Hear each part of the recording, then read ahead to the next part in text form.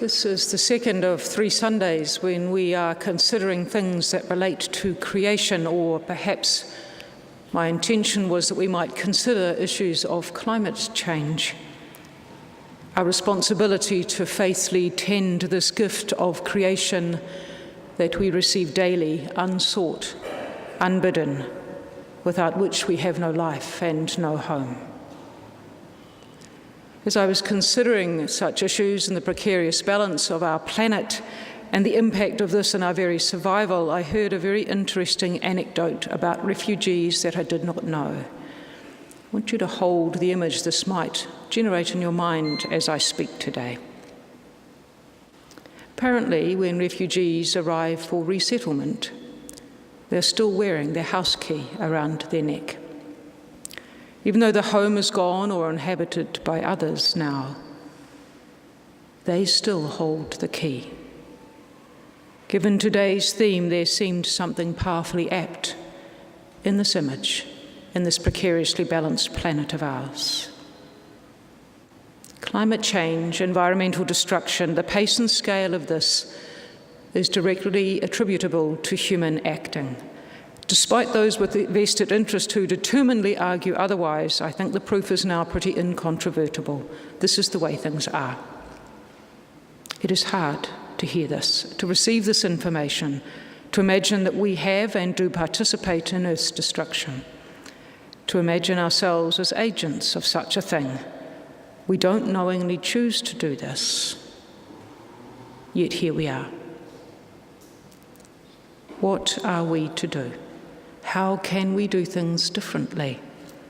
Will what we do make any difference unless joined to a larger group, a wider vision, a consolidated, concerted effort and intention for change?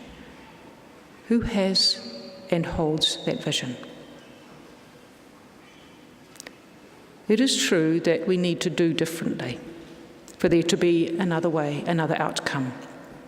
And yet, is an intention to do differently enough if it's just another layer we add on to the usual way we do things? How resilient is such a veneer?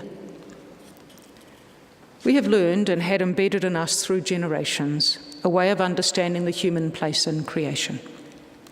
In the Western world, even for those who do not have a Christian affiliation, the shape the world is now in has become this way because of an understanding and because of actions that relate to that understanding of a particular worldview, and it's shaped by our Christian narrative.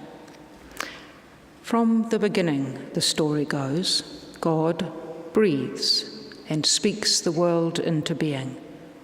We, male and female, are created in God's image, or we are formed of the dust and have divine breath breathed into us, male then female, we are created. In the story, the way we tell it, we humans grant ourselves dominion over creation. We assume this role as we describe the coming into being of creation. It's almost as if we understand ourselves as co-creating, cooperating with divine breathing and bringing into being. We're not automatons, of course. We're not bound to or by a divine directive. We say no in our storytelling, that we are granted freedom to choose how we live out such creative genius, how we interpret the mantle we've divinely bestowed upon ourselves. And as we know, the creation narrative continues to tell of our flawed enacting of this. So as we consider our world, have we brought into being that which we speak? This creation story that is embedded in us, our speaking into being the way the world is, or the telling and hearing of the story that dominates, says that human agency has precedence in creation, that humans, if you like, are granted controlling rights.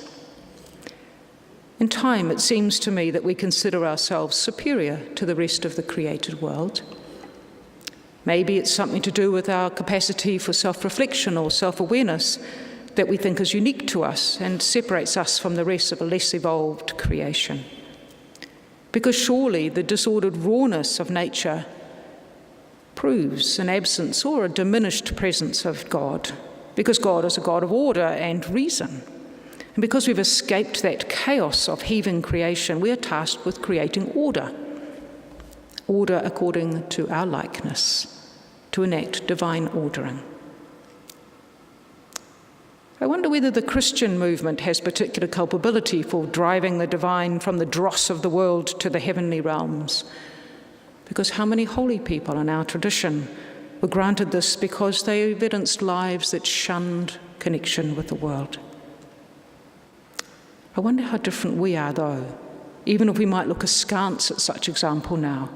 I wonder how comfortable we are genuinely giving away our hold of superior power and knowledge in this created world. Because if we take seriously the idea that humans have and are simply a functioning part of creation, it might mean we need to change how we understand ourselves. That in creation we are equal in dependence and needfulness to plants and animals and insects and birds and fish and land and sea for our lives. We are just as vulnerable, and we are not necessarily more purposed in creation than them.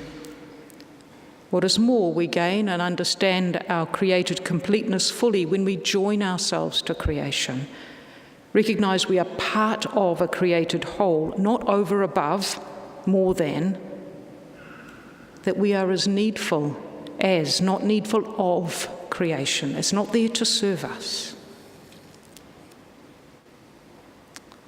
How many of you feel a bit uncomfortable with such an idea?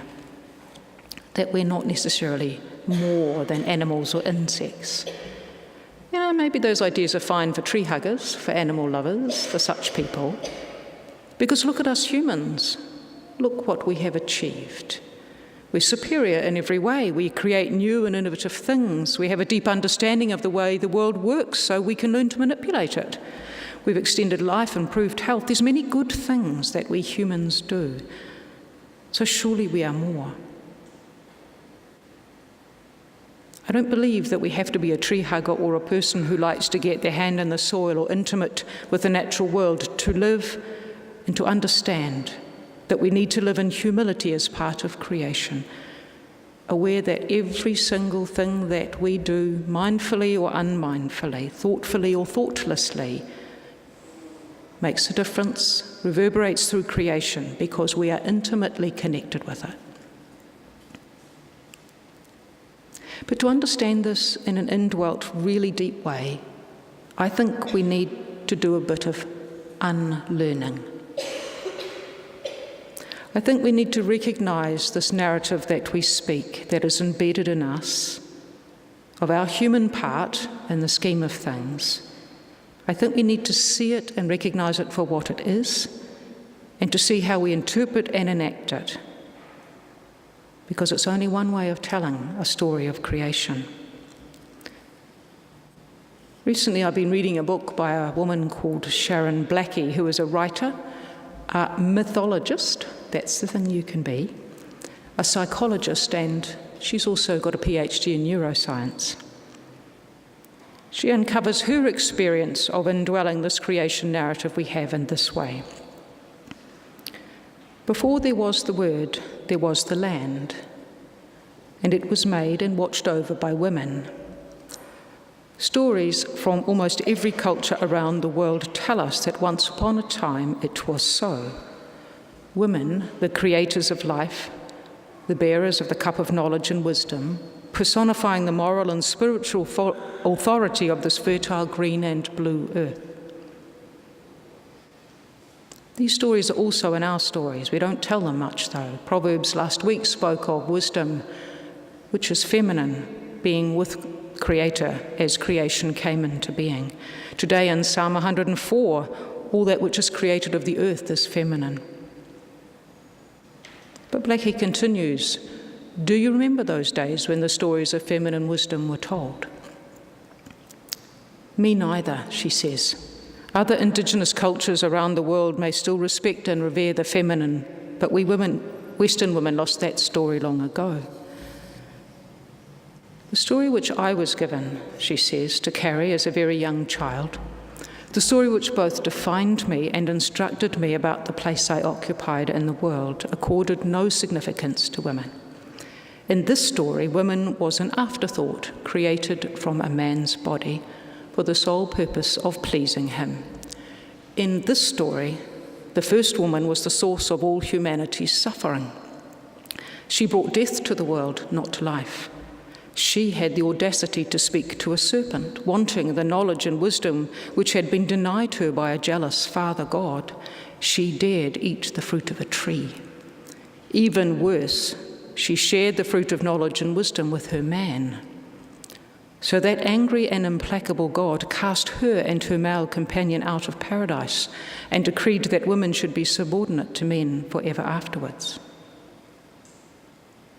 The stories we tell about the creation of the earth and the origins of humankind, she says, show us how our culture views the world, our place in it, and our relationships with the other living things which inhabit it. And the key consequence of this particular creation story is a belief that women are naturally disobedient and must be firmly kept in their place. The story of Eve in the book of Genesis is the underpinning for countless measures which have limited the action, rights, and status of women. No matter what women might achieve in the world, she claims, the fundamental message of our sacred texts of the largest religious grouping in the world is that men should not trust women, and women should neither trust themselves nor each other. And she claims this link. The same kind of acts that are perpetrated against our daughters and our mothers are perpetrated against the planet, the earth which gives us life, the earth with which women have for so long been identified. That our patriarchal growth and domination-based culture has caused runaway climate change, the mass extinction of species and the ongoing destruction of wild and natural landscapes in the unstoppable pursuit of progress. I spent 3 days feeling brave enough to read that to you. I think that says quite a lot. She's not actually anti-male, she's been married. But what she says is we're out of balance. There's a domination here which is not okay. It might make us uncomfortable to hear the narrative interpreted this way, perhaps indignant and resistant to her assertions, because where does it leave us? Well, you know what? We're the ones who are telling the story now. We know the world differently from the time the story was created. We speak into being what we know. How can we tell the story of creation that honours this tradition, but also honours our knowledge of the impact of our words and our actions? Even though we know a lot, I think like Nicodemus, and we teach from what we know, but we do not understand. We experience this world, we do not know it fully. Are we willing to listen, to unlearn what we think we know, so that we can learn from creation, that her wisdom may emerge? Can we direct our self-reflective attention to unmask and unlearn our embedded practices that are destroying creation? And act. Yes, we need to act, deeply aware of our interconnected dependence upon creation and our part in restoring her wholeness. Those refugees, right at the beginning, that image, they flee from their homes for fear of losing their life. The key to their home is within grasping reach. The ways we are living will destroy our only place of home, and soon. We soon will be made refugees, and we have nowhere to flee, no place for resettlement. We do hold the key to retaining our home. It is still within our grasping reach. But will we take a hold of it? Will we act?